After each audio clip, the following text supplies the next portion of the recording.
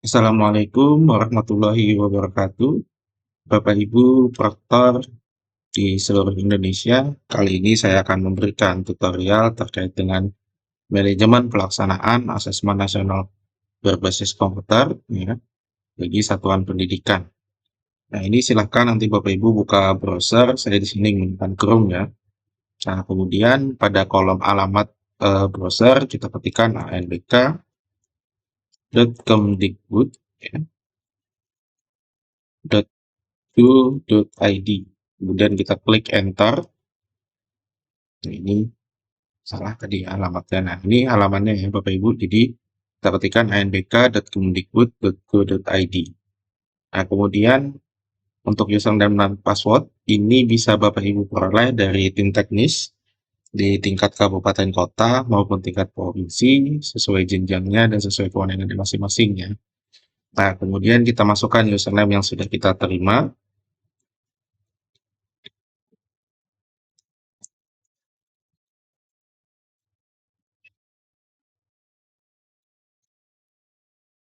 Kemudian selanjutnya masukkan kode keamanan sesuai yang tertera pada gambar ada di atasnya ya. Ini kode keamanan IFP.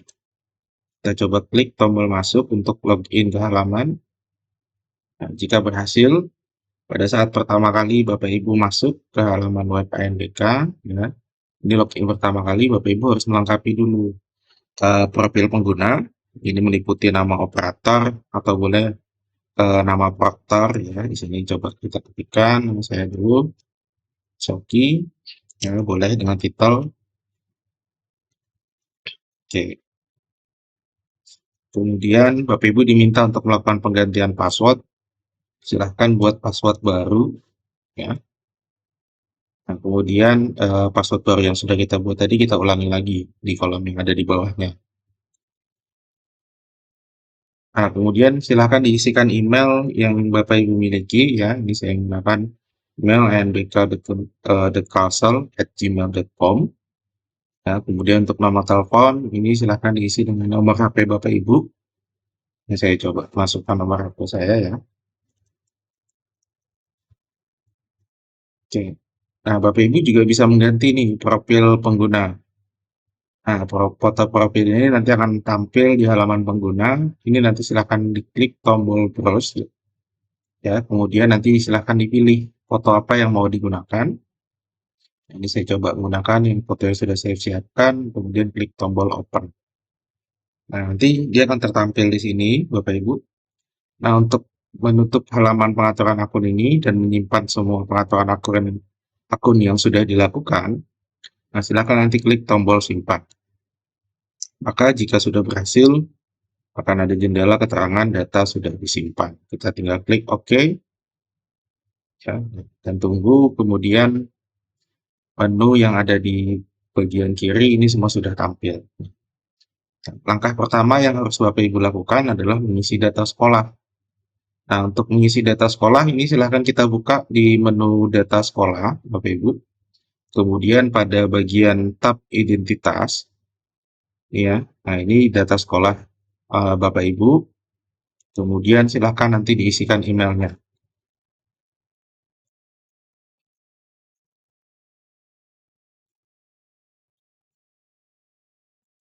Oke. Nah, kemudian Bapak Ibu menentukan mau status pelaksanaannya mandiri atau nanti menumpang di satuan pendidikan lain. Nah, ini anggaplah saya memiliki infrastruktur yang cukup ya Bapak Ibu, maka saya memilih status pelaksanaan mandiri. Nah, kemudian jika sekolah melakukan dengan status pelaksanaan mandiri, maka selanjutnya satuan pendidikan harus menentukan moda yang mau digunakan pada saat pelaksanaan. Apakah nanti full online atau di sini online ya. Kemudian nanti apakah moda pelaksanaannya ini menggunakan semi online. Nah, nanti bisa dipilih semi online. Nah, ini saya coba pilih di online. Nah, kemudian jika sekolah memilih untuk menumpang, maka yang harus dilakukan selanjutnya adalah memilih tempat pelaksanaannya di mana. Ya, nah ini bisa dipilih jenjangnya dalam satu kabupaten kota yang sama ya Bapak Ibu ada SDMI, SMP, SMA, dan MA, kemudian SMK, kesetaraan sampai dengan sekolah khusus. Nah, ini nanti silahkan dipilih ya jenjangnya. Kemudian nanti ada daftar sekolah dalam satu kabupaten kota yang sama yang bisa ditumpangi. Nah, ini jika menumpang ya, Bapak Ibu. Nah, ini saya kembalikan, saya pilih untuk melaksanakan secara mandiri. Oke. Nah, selanjutnya Bapak Ibu diminta untuk mengisikan data tim teknis. Nah, untuk data tim teknis ini nanti terdiri dari penanggung jawab ya, proktor, kemudian juga ada teknisi. Nah, untuk data penanggung jawab sendiri terkait dengan nama penanggung jawab, kemudian NIP penanggung jawab, kemudian dengan nomor telepon penanggung jawab, ini datanya tidak bisa kita ubah langsung di halaman web ANBK. Ya, ini adalah tarikan data atau aliran data dari halaman web Bioportal atau laman pendataan peserta asesmen nasional. Nah, untuk jika terjadi kesalahan data pada nama pengguna, NIP, ataupun nomor telepon penanggung jawab ya Bapak Ibu, nah ini bisa diperbaiki melalui halaman Bioportal. Nah, yang bisa Bapak Ibu perbaiki atau update langsung di halaman web ANBK ini terkait dengan data proktor dengan data teknisi. Nah, ini kemudian nama proktor nanti silahkan diisikan Bapak Ibu sesuai dengan proktor yang sudah ditugaskan. Ya, ini cukup satu orang proktor utama. Jika memang di satuan pendidikan Bapak Ibu nanti terdapat lebih dari satu orang proktor. Nah, kemudian email proktor nanti silahkan diisi. Ya, kemudian nomor HP. Ya. Nah, kemudian juga dilengkapi nama teknisi, namanya. Ya, kemudian juga email teknisi dan juga nomor HP teknisi. Nah, sangat disarankan ya Bapak Ibu untuk nomor HP ini yang terhubung dengan aplikasi WhatsApp. Ya, jadi supaya mudah nanti komunikasinya antara satuan pendidikan dengan tim teknis yang ada di daerah masing-masing. Oke, jangan lupa untuk nomor telepon jangan sampai salah ya Bapak Ibu. Ini jadi ketika ada kendala nanti kawan-kawan tim teknis akan lebih mudah untuk menghubungi Bapak Ibu sebagai porter ataupun sebagai teknisi di satuan pendidikan. Nah, setelah mengisikan data tim teknis, Bapak Ibu kemudian nanti akan diminta untuk juga melengkapi data infrastruktur. Nah, ini nanti data infrastruktur yang akan dilengkapi, Bapak Ibu. Nah, ini terkait dengan jumlah komputer proktor ya. Nah, jumlah komputer proktor ini bisa dikatakan nanti adalah jumlah proktor atau jumlah komputer proktor yang akan digunakan pada saat pelaksanaan asesmen nasional berbasis komputer. Nah, apabila Bapak Ibu nanti menggunakan hanya satu orang proktor atau hanya dalam satu ruangan, nah ini cukup diisikan dengan angka 1. Nah, jika nanti menggunakan 2 proktor, maka nanti silahkan diisi dengan angka 2. Ya, nah ini anggap saya hanya menggunakan satu proktor di sini. Nah, kemudian di kolom selanjutnya, ini terkait dengan kepemilikan lab komputer. Nah, jika memang di satuan pendidikan Bapak Ibu terdapat lab komputer, ya, silahkan nanti diisikan berapa jumlah lab komputer yang dimiliki. Nah, semisalkan tidak punya lab komputer, ya berarti cukup diisi dengan angka 0. Nah, kemudian ada jumlah klien. Jumlah klien ini nanti terbagi menjadi 2 ya. Yang pertama ini adalah jumlah klien milik atau jumlah komputer yang nanti akan kita gunakan sebagai klien atau komputer yang akan digunakan oleh peserta. Berapa jumlahnya yang tersedia di sekolah dan ini merupakan aset sekolah misalnya. Nah, nanti silahkan diisi misalnya di sekolahan Bapak Ibu atau di satuan pendidikan Bapak Ibu ini terdapat 30 komputer klien yang bisa dipakai nanti. Nah, sedangkan untuk yang bagian bukan milik, ini adalah komputer yang kita gunakan untuk peserta, tapi ini bukan aset sekolah ya. Misalnya Bapak Ibu bisa pinjam dari orang tua siswa, kemudian atau dari rekan-rekan guru, atau pinjam dari satuan pendidikan lain. Nah, ini nanti jumlah kliennya bisa kita masukkan dalam kolom jumlah klien tapi yang bukan milik. Nah, ini karena saya tidak pinjam, ini saya bisa isikan dengan 0. Nah, kemudian jumlah switch hub nih Bapak Ibu. Switch hub ini merupakan perangkat ya yang digunakan untuk menghubungkan antar komputer menggunakan kabel. Nanti akan saya sertakan ketika edit video ya. Di sini ada gambar switch hub seperti apa ya. Nah, nanti jika memang Bapak Ibu memiliki switch hub, silakan tuliskan berapa jumlah switch hub yang digunakan yang dimiliki oleh satuan pendidikan. Ini misalnya sekolah tidak memiliki switch hub, berarti tinggal kosong. Nah, kemudian akses point. Nah, fungsinya sama Bapak Ibu dengan switch hub, menghubungkan komputer dengan komputer lain ataupun dengan jaringan lokal maupun jaringan internet. Nah, ini hanya saja akses point ini koneksi yang digunakan adalah tanpa kabel atau secara wireless. Nah, nanti coba saya tampilkan juga ya di sini apa sih bagaimana sih bentuknya akses point gitu. Nah, kemudian misalnya Bapak Ibu berlangganan satu IndiHome. Nah, ini kan biasanya dari IndiHome sudah disiapkan nih satu akses point. Maka bisa nanti ditulis berapa akses point yang dimiliki oleh satuan pendidikan. Saya di sini saya pilih satu. Nah, kemudian data selanjutnya yang kita minta adalah terkait dengan sumber listrik, Bapak Ibu. Nah, ini listrik, ya, sumber daya listrik yang digunakan di satuan pendidikan itu apa? Apakah sumber daya listrik dari PLN, ya, atau kalau di sekolah ini menggunakan diesel, atau tenaga surya, atau gabungan dari PLN dan diesel, ya, atau biogas dan atau lainnya nih Bapak Ibu. Nanti silahkan sesuai dengan sumber listrik yang digunakan di satuan pendidikan. Nah, kemudian selanjutnya ini daya listrik yang digunakan di dalam satuan pendidikan. Bapak Ibu cukup menuliskan satuannya saja ya, atau dituliskan angkanya saja. Misalnya di sini di sekolah saya menggunakan daya listrik 2.200, maka saya tulis di sini 2.200. Ya. Nah, kemudian yang selanjutnya adalah data internet nih Bapak Ibu. Nah, untuk data internet ini kita bisa memilih jenis provider atau penyedia layanan internet yang kita gunakan. Ya, ini banyak pilihannya Bapak Ibu dari Jardiknas sampai nanti ada lainnya ya dalam bentuk satelit misalnya. Nah, ini silahkan nanti dipilih sesuai dengan provider yang Bapak Ibu gunakan.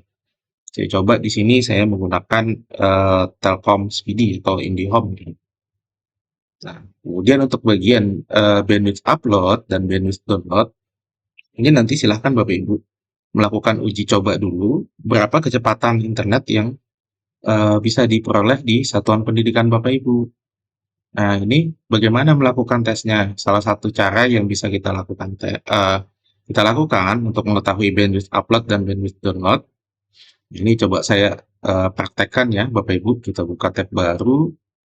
Kemudian di tab baru ini kita coba akses halaman speedtest.net. Silahkan klik enter. Nah, kemudian kita akan masuk ke halaman speedtest.net. Nah, silakan diklik saja tombol go. Ya. Nah, kemudian kita tunggu nih Bapak Ibu, berapa hasil uji kecepatannya. Nah, jadi misalkan di sini, ini kita tunggu ya Bapak Ibu beberapa saat sampai dia selesai melakukan speed test.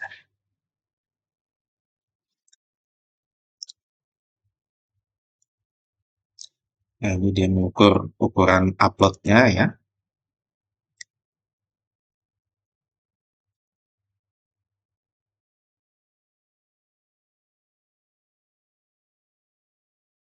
Nah, ini maka diperolehlah kecepatan download dan kecepatan uploadnya.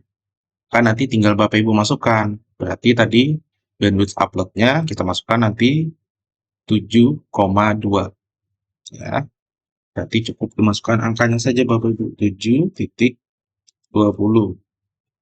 Oke, kemudian untuk bandwidth download tadi kita lihat lagi ini 16,05. Berarti kita ketikkan lagi 16,05. Nah, seperti itu ya Bapak Ibu. Jangan lupa untuk melakukan eh, tes kecepatan ini dilakukan di lokasi di mana Bapak Ibu akan nanti melaksanakan asesmen nasional ya, di mana tes ini akan dilaksanakan.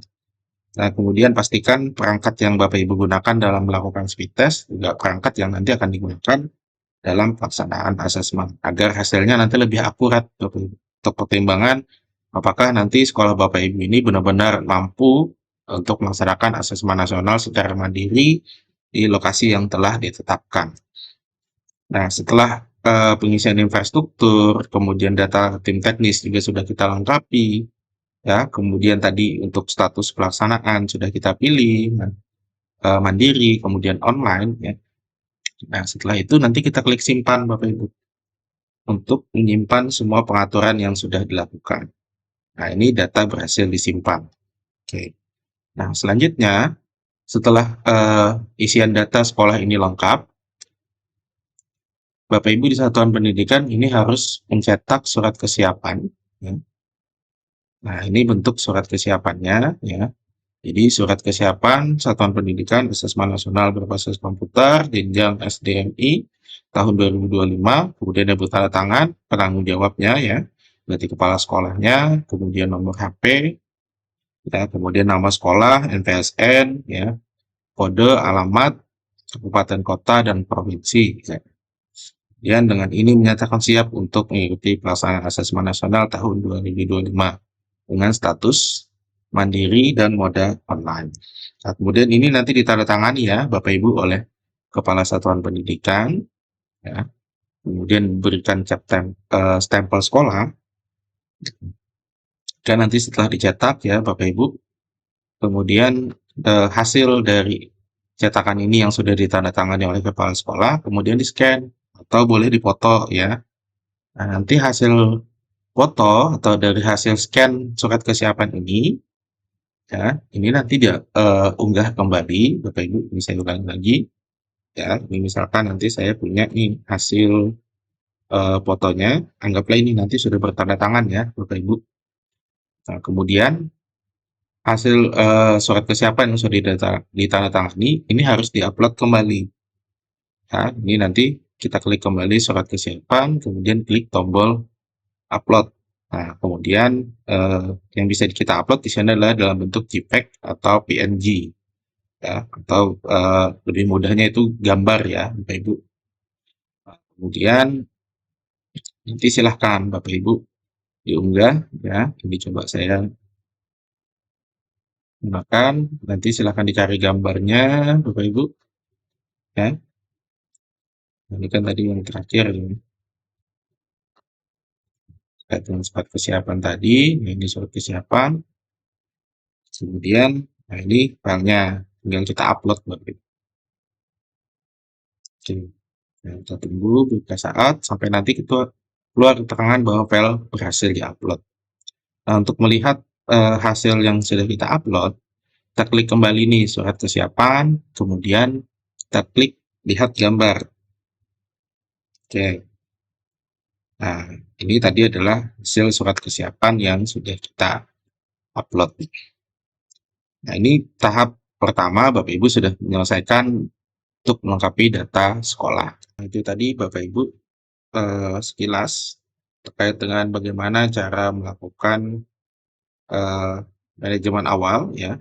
Jadi pertama kali pada saat Bapak Ibu menerima username dan password dari tim teknis kabupaten kota, maka selanjutnya Bapak Ibu harus melakukan pengaturan akun pengguna, ya, bisa menambahkan foto profil pengguna juga, dan kemudian melengkapi data sekolah sampai dengan tadi mengupload atau mengunggah surat kesiapan.